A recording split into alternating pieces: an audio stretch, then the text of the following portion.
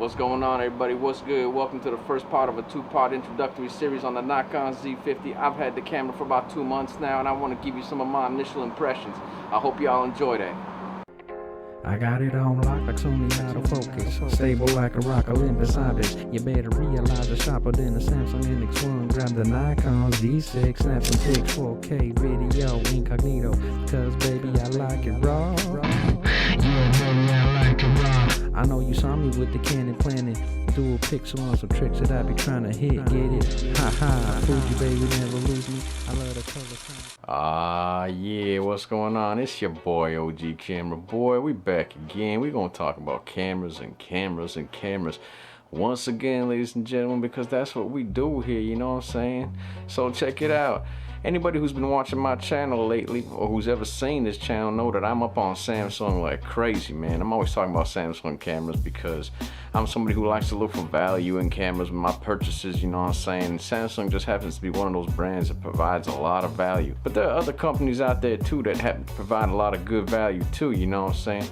One of those companies happens to be, in my opinion, Nikon. Now, I'm highly invested in the Nikon system. As a matter of fact, Nikon is the first camera system that I ever got myself into. And my love affair with Nikon just sort of began at that point in time. And I really enjoy using their cameras, and I just love the output that those cameras produce. The image quality is fantastic, you know what I'm saying? You know, the Nikon system been around so long, they have so much glass, you know what I'm saying? Those F-glass goes back a long, long ways. There's no question about it, man. This is a company that should be here to stay, you know? And I personally don't feel bad investing in Nikon systems. And y'all might be saying to yourself, well, you invest in Samsung too, and they gone like a dodo bird, you know what I'm saying? But hey, that's true. But at the same time, man, I don't feel that that's the same thing gonna happen to Nikon in this situation. You just have a couple companies that are really taking charge at the moment. It's like Sony and Canon and all that. But that's okay. You know, when you look at it, that's actually a positive thing in my opinion, because it shows that there still is market share to be had, man. If Sony's making money, if Canon's making money, that these other companies, if they get it together, man, they could do it too. And I think Nikon, unfortunately, was sort of stumbling over their own feet and doing stupid things over the last few years, and they fully admit that they late to the camera game when it comes to the mirrorless market and all that. It's one of those situations where they playing catch up, you know what I'm saying? But that don't mean too much, man. Let's talk about that today, you know what I'm saying? Where is Nikon today? What do they have available to you? So I'm gonna try and bring about a camera here that I'm gonna talk to you about today that I just picked up. Actually, it was probably about 2 months ago that I decided to purchase it. And to tell you the truth, it was nowhere near even being on my radar until I seen some sort of a deal pop up one time that I thought to myself, well, this is something that I can't refuse. I'm an APS-C shooter. I've been an APS-C shooter, you know. My flagship camera is a big ass APS-C DSLR. It's a Nikon Z50, and I love that camera. That's like my favorite camera as far as like taking pictures is concerned and everything like that. The image quality is just incredible. I'm always looking for something that's gonna give me value. And for myself personally, I always found that the APS-C size sensor was something that produced a tremendous amount of value. So I want to introduce to you today the latest in my collection. It's probably one that everybody's going to be more interested to talk about, and that is my Nikon Z50, man. So I picked up this Z50 a couple months ago. It was a Cyber Monday deal or a Black Friday deal that parlayed into a Cyber Monday deal that parlayed into a before Christmas deal, that whatever. Anyways, it hung around for a while. And it was a promotion I think Nikon was doing at the time. And I was very attracted to that at the time because, you know, I was interested, like I said, getting into filming, you know what I'm saying, doing some video, YouTube and all that. And the cameras that I had on the Nikon side of things, they just weren't cutting it. I mean, I love my Z7500, don't get me wrong, for taking pictures, it's incredible. On the video side of things, it is 4K capable, but it takes 4K with a crop. I think it's a 1.5 times crop, something like that. But not only that, but the autofocus systems when it comes to the 4K on those cameras is just garbage, man. And so I'm no stranger to like manual focus in the lens, but I did want to have something that was going to be a little bit more user friendly in some cases and just be more intuitive when it came to the autofocus thing, you know what I'm saying? And the autofocus systems when it comes to video on these cameras, the new Nikon Z series cameras, all of them, whether you're talking about the Z50, the Z5, Z6, Z7, the Mark IIs of those and all that sort of thing, are extremely improved, man. That's what competition does for you, you know what I'm saying? Because obviously Sony's autofocus system's been dope for years. Canon's had that dual pixel autofocus that's kind of been the industry leader in my opinion, you know what I'm saying? I've used this camera quite a bit now, and the autofocus system criticism on this from the video side of things, it don't lose me. So I want to tell you some good things about the camera. I want to tell you some bad things about the camera, what I like. I've had it for a couple months now. I've had a chance to like tinker around with it, play with it, and all that sort of thing. So I want to give you an opinion on what it is I think that's value about this camera and what needs improvement. And certain things I think can be improved in firmware updates. So hopefully that's something that they keep on doing. And other things, well, it's just design quirks that just gonna make it difficult for you in certain circumstances. And maybe this gonna help you out if you think about you gonna buy a Z50. But I would say this about it: you can probably find these on a pretty good deal. And I know that Nikon is probably gonna be releasing some cameras this year. So who knows, man? The price might even drop further. But anyways, let's get into that. And I want to tell you something right off the jump. Like I said before, I didn't have any intention of buying the Nikon Z50. It wasn't a camera that I was actually particularly interested in buying. And the Z50, now the real reason I got it, let me tell you what the price was, man. With these three things, I was able to get this camera body, FTZ adapter, 50 to 250, and the 16 to 50, all of that for $1,146. Now I thought that was a crazy deal. Now that to me represented a tremendous amount of value, man, because when you look at it, just the FTZ adapter alone sells for like, I think it's between $200 and $300 depending on where you buy it from. This lens is about a $350 lens. The 16 to 50 I think is about the same. So right there you almost at $900 kind of thing just in the lenses. And the camera body alone sells for about, I think, between $800 and $1,000 depending on where you get it, you know what I'm saying? Now those of you who know me, who may have watched my channel before, and like I started talking about Samsungs a little bit before, know that I have a real eye for the Samsung NX1, and that's one that I really would like to have at some point in time in my repertoire. It became a toss between the Samsung NX1 and the Z50 at that point in time. Now y'all can see which one I chose, because the Samsung NX1, those of y'all who know that they hold their value, you know what I'm saying? So you can get those Samsung NX1s, you're gonna pay even some cases more than what I just paid for my package of the Z50. And I thought to myself, well, if I'm being honest, you know what I'm saying, I do love that Samsung NX1, but I think at this day and age, the Z50 is a better camera. You know, let's put it this way, if Samsung had stayed in the game, you know what I'm saying, and Samsung was still making cameras and this was going to be their like NX3 or something like that version versus the Z50, well, the NX3 might have killed it, but you trying to compare yourself against a 2014 model year camera to one that came out 5 years later, and I think this camera just happens to be better, you know what I'm saying. Like I had begun to mention here with my little demonstration that I had sitting in front of me here, this is pretty much the reason why I decided to go for the Z50. I mean, I have a lot of Nikon glass, as you can see. This is all from Nikon. These are all F-mount lenses. I have a couple of third-party, you know, what is it, Sigma, Rokinon, or something like that. But most of them are Nikon lenses. And immediately, I could use this camera with everything that you see here on the table, and that to me was extremely attractive. I was very pleased with the fact that I could make use of what I already have. So, and I know that like they don't make very many APS-C lenses for the Z mount series at this point in time. As a matter of fact, I have the only two. It's the two kit lenses that come with it, but that don't mean anything really. I mean, the only thing that means is if you want to buy some Z mount lenses, you're just going to be paying more because you're buying yourself full frame lenses. But to me, that's actually a bonus, because at some point in time I am going to jump it up. I'm probably going to go into that Z6 Mark II or something like that, or Z7 Mark II, if that's something that I'm going to choose to get at some point in time in the future.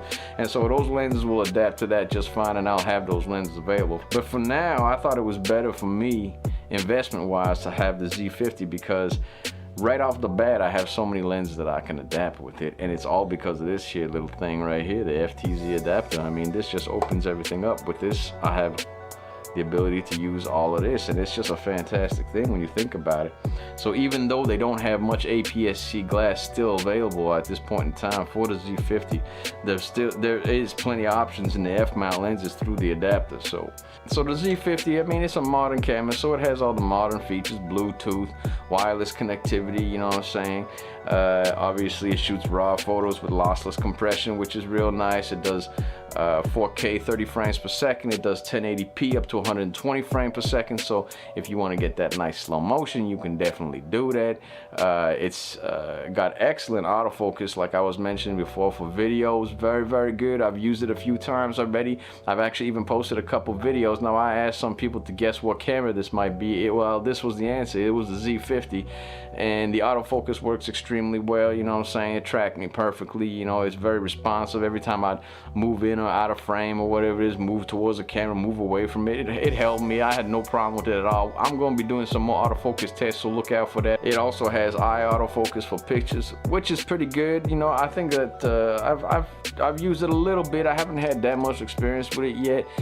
In some cases, I think it needs a bit of an update because it can get lost a little bit in certain instances where it loses its target or whatever, but you know, in general, it worked real well. The latest firmware update for this also included animal eye autofocus, and I use that like to shoot my little homie Kitty Smalls, you know what I'm saying, now and then.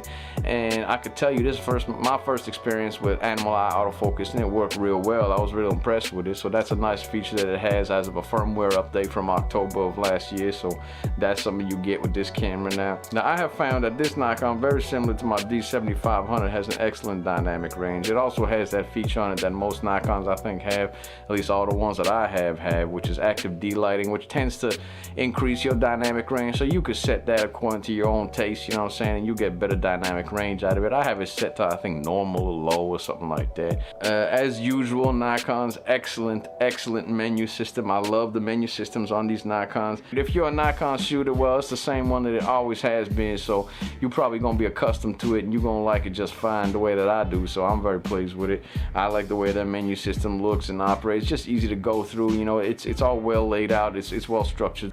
So the Nikon Z50 has a beautiful magnesium alloy construction, which makes it strong and lightweight, made of very nice materials. It's got an excellent feel in the hand. The ergonomics of it is fantastic, as you can see right here, you know what I'm saying, with that grip, the way it sticks out. It's easy to hold, easy to grip, ain't nothing to it, you know what I'm saying. It's all operational with one hand, you know what I'm saying, because all the buttons and the dials and everything, they happen to be laid out on that one side with the grip, so they're easy to get to. You can literally just hold this with one hand and shoot video or shoot photos and pictures and stuff like that by, you know, operating all the parameters with one hand. Speaking about parameters, you know, you have your function buttons here, down here, function 1, function 2. You can set that for whatever parameters you want it to be. And you obviously have up here the command dial. And on the command dial, you have 2 customizable settings, so you can switch between those if you want to have some sort of presets. That'll be easier for you to just switch it into that setting and get going right away, so you don't have to waste any time with it. And of course, you have this beautiful switch here, which is an excellent idea to put yourself between video and photo mode, which will hold the settings according to what the last settings were that you had when you were using either the video or photo mode. There is a mic jack input here on the side. That's obviously an excellent thing to have and very handy, especially if you're recording videos and you don't want to worry about syncing your audio and video in post, which is something that I always do because I record externally on my audio all the time. But with this camera, I actually have had the opportunity to record not only externally, but I have plugged microphones into this, and that worked pretty well. And I have to be honest, I don't know if I'm crazy about the preamps on the Nikon cameras. Sometimes I find them a little bit pitchy in my experience. That's why I like to record audio externally. I mean, it was better than not having a mic input, I could tell you that for sure, man. So just for the convenience factor, it does have the mic input. It has HDMI outputs, and it has obviously USB outputs as well, micro USB outputs, I guess, for charging or whatever, and also for if you want to hook it up to your computer, but I just never do it that way. I just always pop the SD card out of there and just use my SD card adapter to USB and plug that into my computer straight like that. So I've experienced with just a few EVFs. The EVFs that I have experience with are actually pretty old. Well, actually I only have experience with one EVF, and that's on my Samsung NX30, and that's an old one. This is an excellent upgrade as far as EVFs go for me. I think it's about 2.36 million dots on it,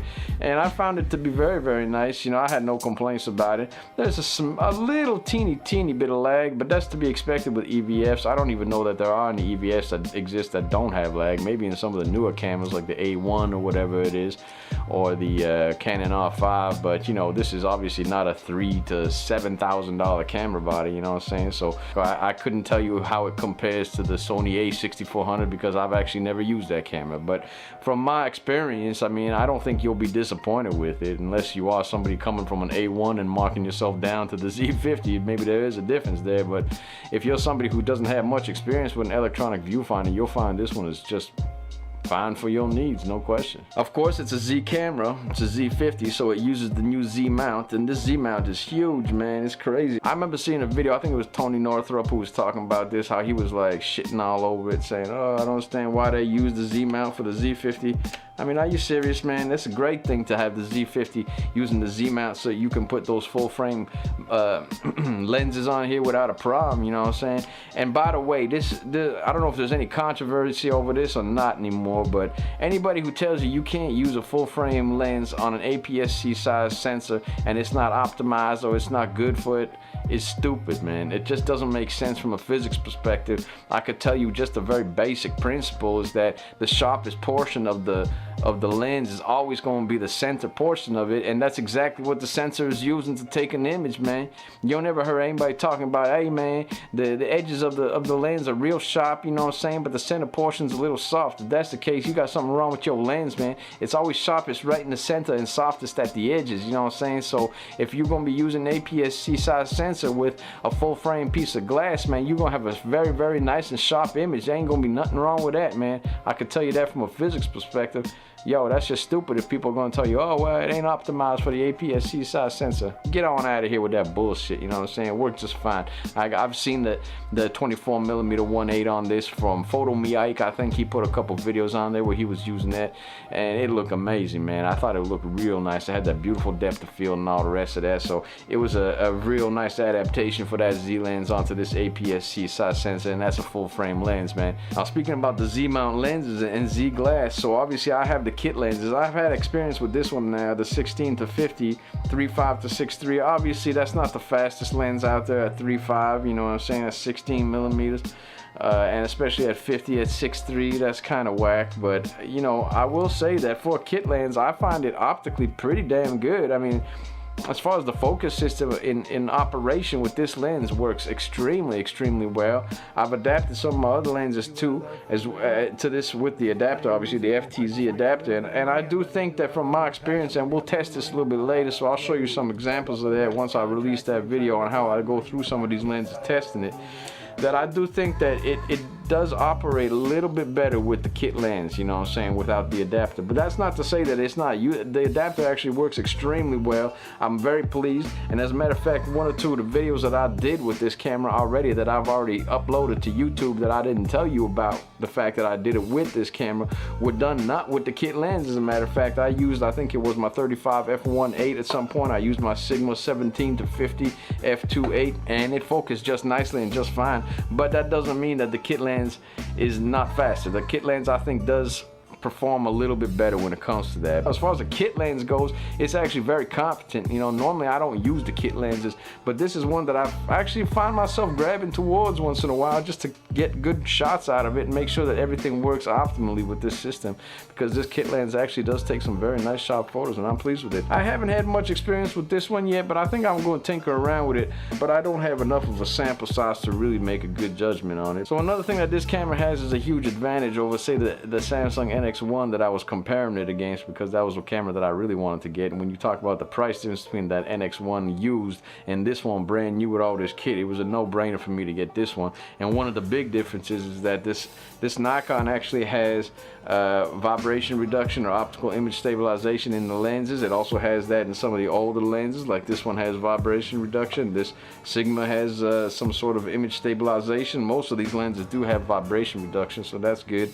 It does happen to get rid of some of the jitters and all the rest of that. It does not have IBIS, no in-body image stabilization, but it does have a very good, very usable, in my experience, that you can use handheld and not even have to worry about stabilization so much. It has an excellent electronic image stabilization, so it will crop a little bit. Now, I don't know what the crop factor on that is, to tell you the truth, but it didn't seem to be substantial enough for me to notice a big difference. It's very usable, you know what I'm saying, as far as like carrying this around handheld, whether you want to do vlogging or something with it. I was very impressed with how steady the footage was, man, like real steady, real steady. That being said, now I've told you a lot of the things I like about this camera. There are a few things that I'm not that crazy about. Oh wait, there's one more thing I did want to mention. This camera is also weather sealed, so that's pretty good. I mean, whatever that happens to mean, it's not weather sealed perfectly, It's not as good as the weather sealing you won't get on the Z6 or the Z7, but it is weather sealed. You know, you could take that with a grain of salt, whatever, because I don't know how well they are weather sealed. I don't know. I mean, I don't think they're impermeable to water or anything like that. But I guess if you cut out in a drizzle or something, you don't have to worry about it that much. If you made it this far, thanks for watching. I appreciate you. Consider giving it a thumbs up and subscribing and all that bullshit. And I'll see you for part 2.